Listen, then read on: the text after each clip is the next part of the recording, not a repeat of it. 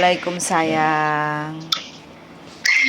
Mbak Yuli ya? Nggih, bagaimana?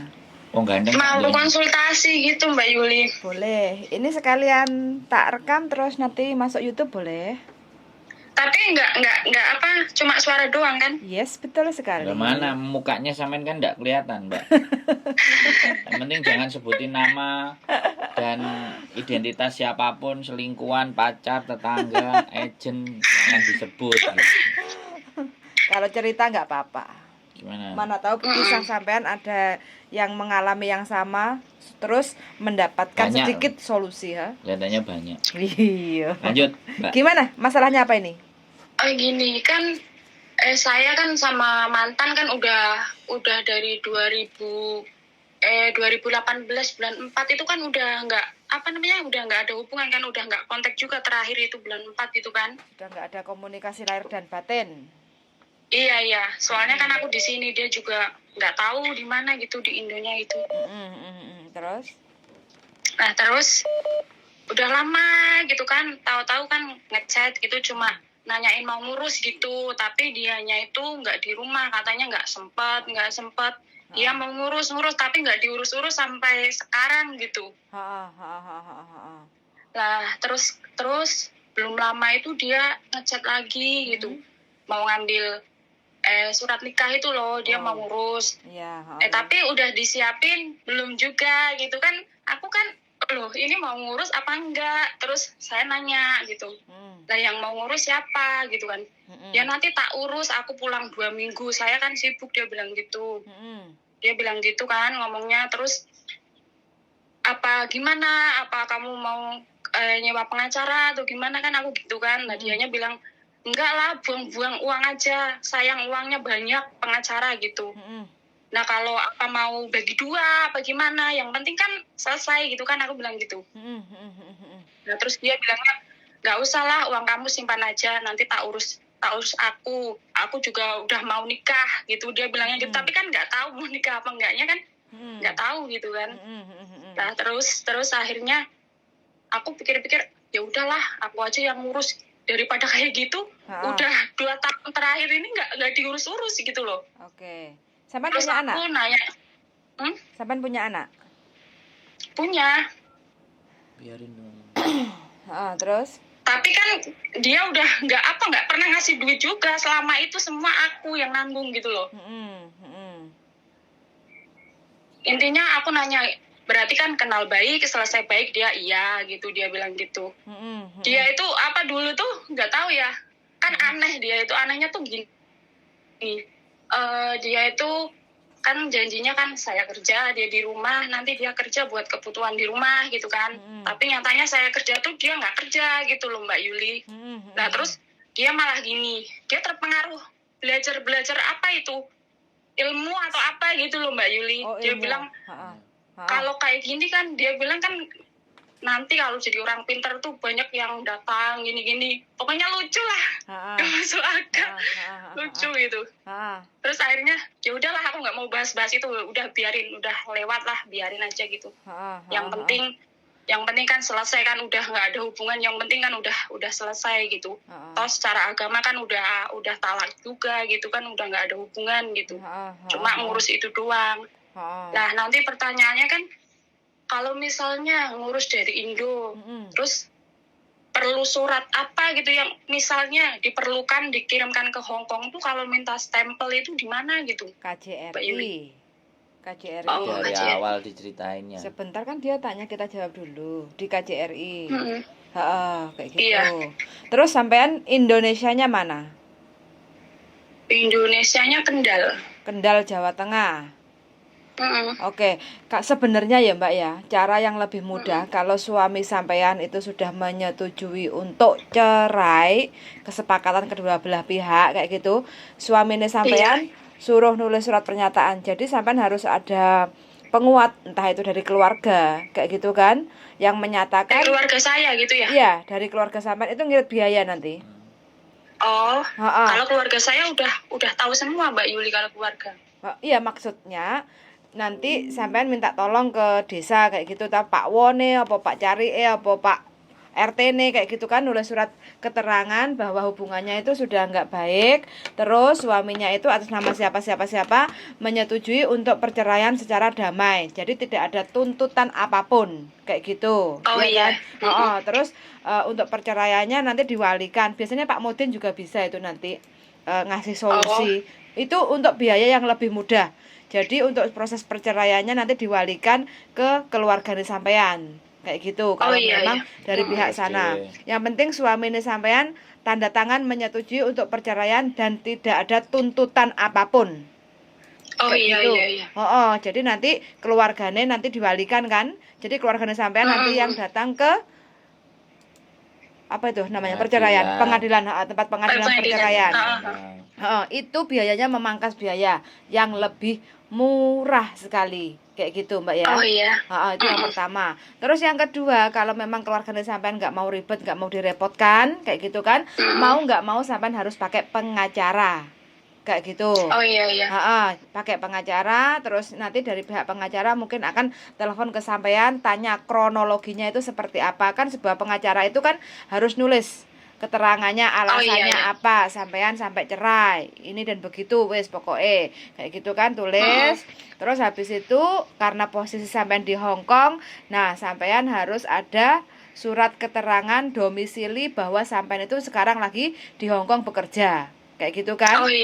Terus untuk sidang di pengadilan untuk proses perceraian itu diwalikan atau diwakilkan ke pengacara atas nama siapa kayak gitu, dan itu disahkan oleh KJRI kayak gitu. Jadi ada dua opsi kayak gitu kan. Yang pertama dari pihak keluarga, kalau mau silahkan datang nemui bojone sampean untuk minta surat keterangan bahwa bojone mantan bojone sampean itu surat pernyataan menyetujui kalau istilahnya proses perceraian dengan damai, tidak ada tuntutan apapun kayak gitu kan. Gitu. Mbak Yuli. Terus tanda tangan di atas materai kayak gitu, dikasih saksi siapa kayak gitu, harus ada saksinya ya kayak gitu. Terus habis itu yang kedua sampean pakai pengacara. Nanti kalau sampean pakai pengacara boleh bebas pengacaranya milih, tapi kalau sampean tanya-tanya, mungkin kalau dari saya atau bojo saya nanti ada pengacara, bisa telepon atau konsultasi dulu juga boleh. Kalau merasa cocok harganya atau prosesnya, kalau merasa cocok nggih monggo jenengan negosiasi sama pengacara. Mungkin dari saya kan juga ada beberapa teman yang profesinya pengacara kan, membantu teman-teman yang punya keluh kesah seperti ini kayak gitu kan. Kayak gitu. Jadi saya hanya jadi orang jembatannya aja kayak gitu. Nanti kalau lewat pengacara, kalau sampai sudah deal cocok kayak gitu kan, terus pengacara akan tulis surat pernyataan untuk menguasakan kayak gitulah, proses sampean dikuasakan sama pengacara. Terus sampean dikirim ke sampean, terus sampean bawa ke KJRI, bawa paspor, bawa kontrak kerja, bawa Hongkong ID, bawa visa kayak gitu kan, KJRI sama surat dari pengacara itu. Terus minta ke KJRI untuk cap stempel kayak gitu sekitar 1 minggu kayak gitu. Terus nanti sampean ambil, selepas dari cap stempel itu sampean kirim lagi ke Indonesia ke pengacara itu, terus selesai proses sampean itu sudah selesai, tinggal nunggu. Gimana? Terus gini, mau nanya Mbak Yuli, kalau misalnya datanya nggak sama itu gimana Mbak Yuli? Gak apa-apa. Ada kendala nggak? Nggak apa-apa ya? Nggak apa-apa. Nah, kemarin itu hari Senin kalau nggak salah, aku juga ada salah satu teman, itu kan dia juga prosesnya sama. Jadi tanggal lahir bulan tahunnya itu nggak sama dengan yang di buku nikah kayak gitu kan. Itu dia datang proses ke KJRI untuk cap stempel, nggak ada masalah.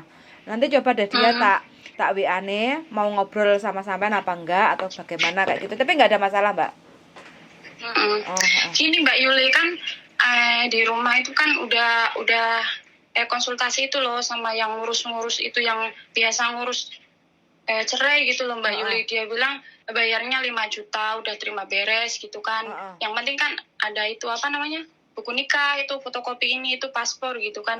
Nah katanya, aku kan nanya gini, itu perlu dilegalisir ke KJRI apa enggak, ke Hongkong? Katanya enggak. Terus aku lihat di YouTube, kok harus kalau orangnya di luar negeri kan gitu. Dia bilang nggak usah gitu, nanti pengacaranya yang akan telepon kamu, nggak usah dikirim ke Hongkong gitu, dia bilang gitu. Wah, aduh, aku nggak tahu ya prosedurnya Bapak yang sampean maksud itu bagaimana, saya kurang paham kayak gitu kan. Karena saya kan nggak tahu cara kerjanya yang di sana kayak gitu kan. Tapi setahu saya setiap pengacara kalau yang bersangkutan domisilinya di Hong Kong itu harus ada job stempel dari KJRI domisili. Iya. Karena kita nggak bisa hadir kan, otomatis sampean ada panggilan tuh kayak gitu kan. Nah, sampean ada panggilan karena sampean posisi atau domisilinya sekarang lagi bekerja di Hong Kong, diketahui oleh pihak KJRI dengan adanya surat yang diberikan sama pengacara itu, berarti itu adalah istilahnya udah sampean nggak bisa datang, nggak apa-apa kayak gitu. Oh iya. Setahu saya sih seperti itu prosedurnya kalau kita domisilinya di Hong Kong untuk melaksanakan proses perceraian kayak gitu. Tapi kalau dari teman sampean yang sampean hubungi itu prosedurnya seperti apa, tata caranya kok bisa tanpa job stempel dari KJRI yang menyatakan sampean berada di Hong Kong, saya kurang tahu kayak gitu. Oh iya Mbak Yuli. Menurut penake sampean piye, sementing ojo kapusan. Nikmati proses perceraiannya, yang penting hasilnya keluar akte cerai, terus sampean bisa nikah lagi. Kayak gitu toh, Mbak? Dia sih yang bilangnya mau nikah, kalau aku maksudnya kan gimana ya intinya dia bilang gitu, ya udah kan udah lama juga gitu, toh dia bilang mau ngurus, tapi udah aku tunggu kok nggak ada kabar, katanya siapin ya ini nanti saya ke rumah orang tua ambil, tapi aku nanya-nanya juga belum gitu, maksudnya daripada gimana ya, udah nggak bisa bareng kan sama-sama, dia juga bilang gitu, ya udah biar selesai kan enak gitu. Oke. Menurut pendapatmu piye darling dari pihak laki-laki?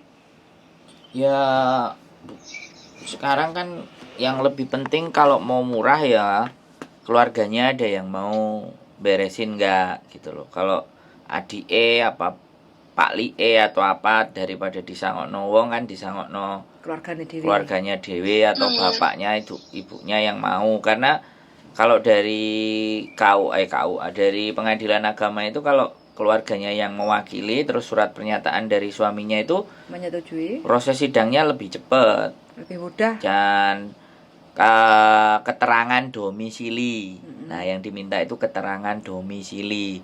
Nah, kalau keterangan domisili itu kita bisa nulis sendiri, terus mengetahui KJRI, atau kita nanya ke KJRI, saya minta keterangan domisili bahwa saya memang tidak bisa menghadiri. Jadi itu kan yang tidak diwakilkan sama pengacara. Jadi mbaknya sendiri yang nyari surat keterangan domisili. Jadi benar-benar mbaknya ada di Hong Kong dan itu mau diwalikan ke adiknya, pamannya, bapaknya. Itu kalau biayanya murah. Kalau mau biayanya ringan, karena sebenarnya cerai itu nggak sampai 3 juta, 1,5 juta itu wis maksimal. Yang bikin ribet kan riwa-riwinya. Itu kalau keluarga sendiri yang mau jadi walinya. Nah, surat pernyataan dari suami bahwa tidak ada tuntutan, terus tanda tangan suami, itu keren. Lebih cepat, cerainya lebih cepat, nggak ribet. Nah, tapi kalau misalnya keluarga tidak ada, tidak aware, tidak care, atau tidak mau urus, mau diserahkan sama pengacara saja.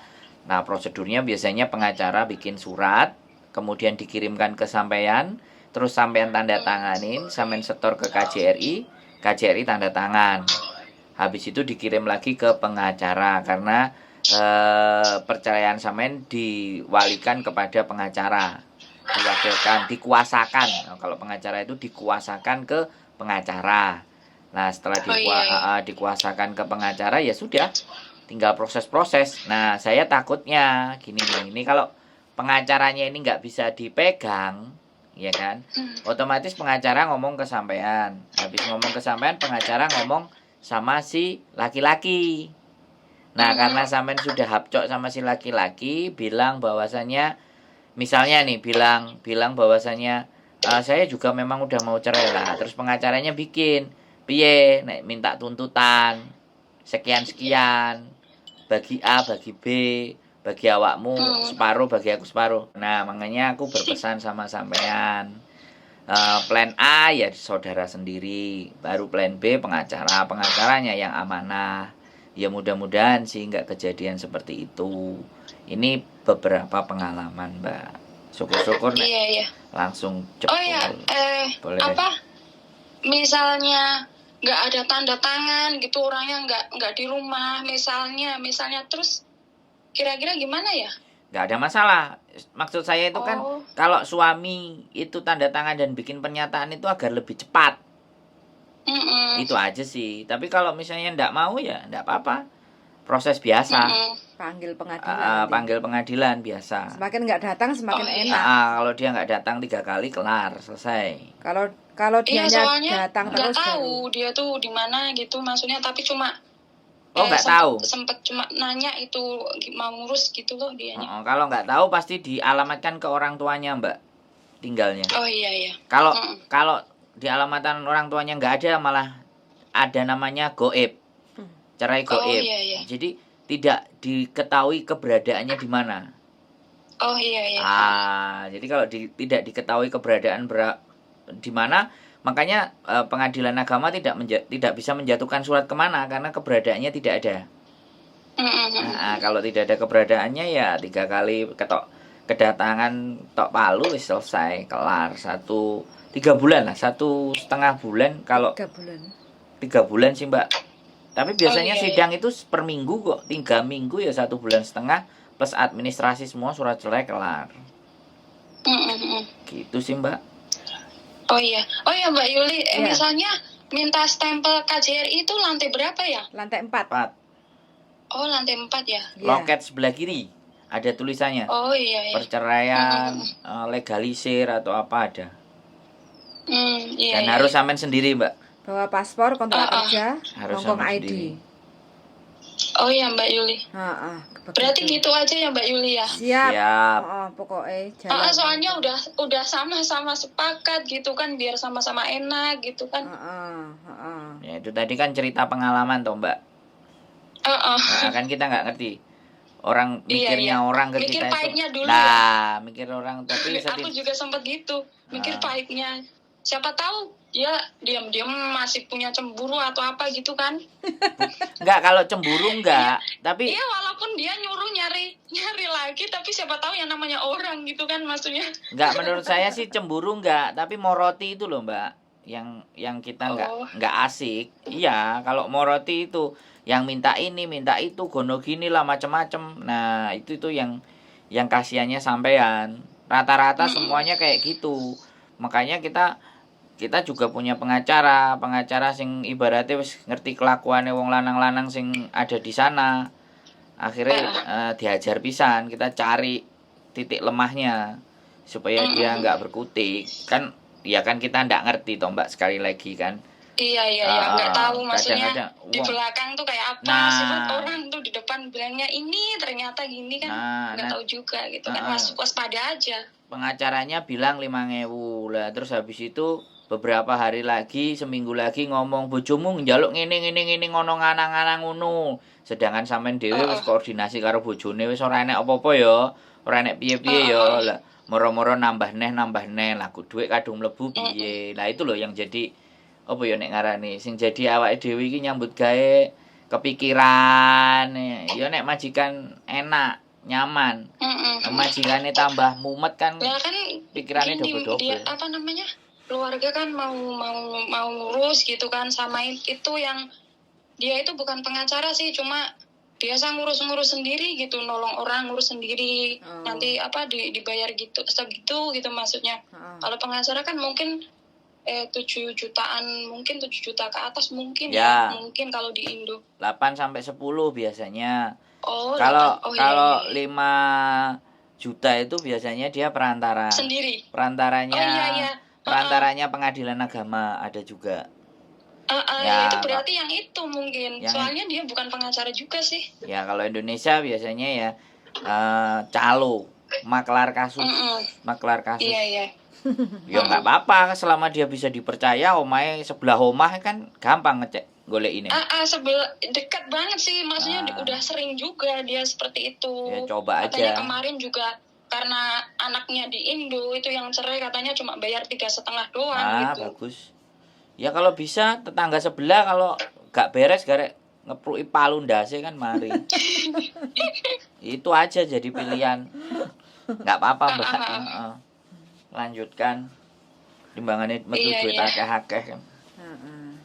Eman. Daripada nyangkut Nah, nggak tahu. Nek tanggane dhewe nyantet kan ya gampang, eruh gitu loh.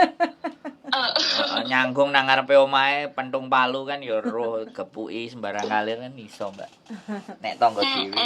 Nek rada adoh ngono kan repot. Nek jangan nanti kalau mukul nanti malah itu masalah ya.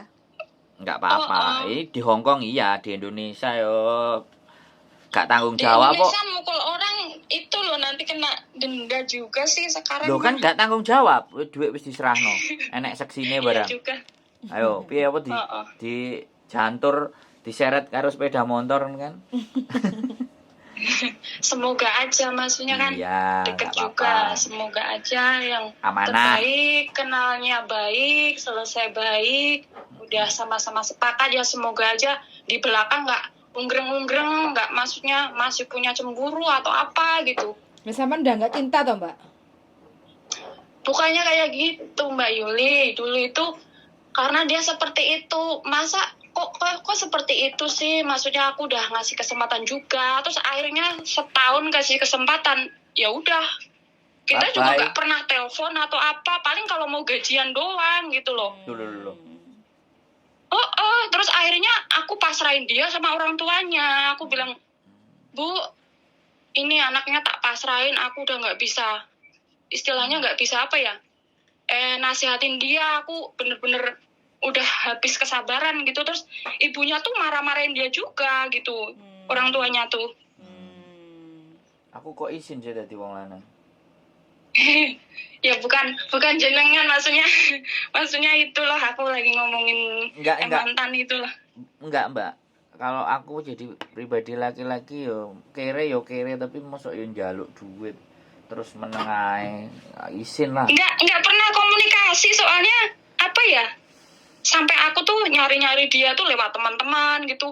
Maksudnya tuh kalau kok nggak bisa nggak komunikasi gini, cuma kalau mau gajian gitu kan, sama belum gajian aja udah mau kirim kapan gitu dulunya tuh kayak gitu kan. Terus akhirnya kok gini amat ya, aku bilang gini sampai ya gimana ya, ya pegel juga sih, marah gitu akunya tuh. Okay. Terus dia bilang kayak gitu ya. Terus dia, ya saya seperti ini, kalau mau ya terserah, kalau nggak mau ya nyari laki-laki lain. Itu sering banget kata-kata seperti itu dulunya. Sering banget. Ya digas sering langsung banget. Wes. Jadi rem. Digas, bener, sumpah sering banget. Oke, siap. Seperti itu Mbak. Semangat. Wes pokoknya semangat, aku nyari duit bertahun-tahun sendiri, aku semangat. Habis ini orang Hongkong datang. Orang tua. Habis ini orang Hongkong datang Mbak, sama sampean. Untuk bojo wong Hongkong. Aku nggak suka. Aku sering sih mau itu dikenal, tapi aku nggak suka. Nggak mau itu apa namanya, kenal sama orang sini sih. Takut aku. Made in Hongkong enggak mau ya? Made in Indonesia aja? Enggak mau. Takut aku. Indo aja nanti kalau jodoh, nggak tahu kapan. Oh iya. Kalau nggak jodoh tinggal ngepruin aja. Nggak jodoh ketakin dasi. Oke. Ada lagi Mbak kira-kira yang butuh didiskusikan? Enggak sih Mbak Yuli, soalnya kan nggak ada masalah, maksudnya kan kita sama-sama sepakat gitu sih. Cuma saya nanyanya kan katanya apa perlu datanya di Indo tuh dikirim ke sini terus distempelin gitu. Terus saya nanyanya kan di mana nyetempelnya tuh lantai berapa gitu kan, saya nggak tahu gitu. Iya, siap. Pokoknya semua proses tergantung yang jalaninya. Kalau yang jalanin itu pengacara, prosedurnya pasti pakai kayak gitu. Tapi kalau yang jalanin keluarga atau mungkin pihak dari yang tadi, yang sampai sebutkan tadi, mungkin orang dalam dari pengadilan langsung komunikasi aja sama dia. Nanti tinggal ketok palu kayak gitu selesai. Ya gitu Mbak Yuli. Soalnya orangnya bilang ini kan termasuk jalan sendiri gitu Mbak Yuli. Dia tuh. Yang penting sampean bilang aja. Yang penting saya lewat jenengan tidak mau dituntut sama suami loh Pak yo. Ini akte cerai resmi kayak gitu. Pastikan seperti itu Mbak ya. Takutnya nanti suami nggak tahu dicerai terus nggak terima sampai malah kena masalah nanti. Terus kalau nyerahin kalau nyerahin duit usahakan ada saksinya. Ada saksi di video, bukti. Di video bayarnya. Kalau mau bayarnya di orangnya apa di pengadilannya? Di orangnya itu yang sampai titipkan itu, titip proses ada saksi, itu. jadi saksi. Jadi kalau ada apa-apa itu saksinya bisa bunyi, bisa ngomong. Sampai tunggu sekitar 3 bulan, paling lama 6 bulan lah itu proses paling ruwet 6 bulan. Tapi kalau lancar sih 3 bulan. 3 bulan selesai. Kalau kayak Mbak kayak gini 3 bulan kalau suaminya nggak resek. Begitu. Tergantung suaminya aja. Suaminya resek. Kalau di chatnya sih kayaknya ya sama-sama sadar sih dia juga gitu. Syukurlah. Maksudnya kata-katanya juga, tapi nggak tahu pahitnya ya kan, orang kan nggak tahu maksudnya. Di depan seperti ini nggak taunya, maksudnya kita itu aja prepare, persiapan. Siap gitu. Siap janda Mbak. Janda anak 1 men. Lah selama ini juga aku sendiri kok Mbak Yuli. Wis merasa janda ya Wisan. Cuma status doang. Semangat cari yang baru, mudah-mudahan dapat yang lebih baik. Semangat Mbak Yuli. Datang yang baru itu gak dicari, datang sendiri. Tinggal Mbak mau apa enggak.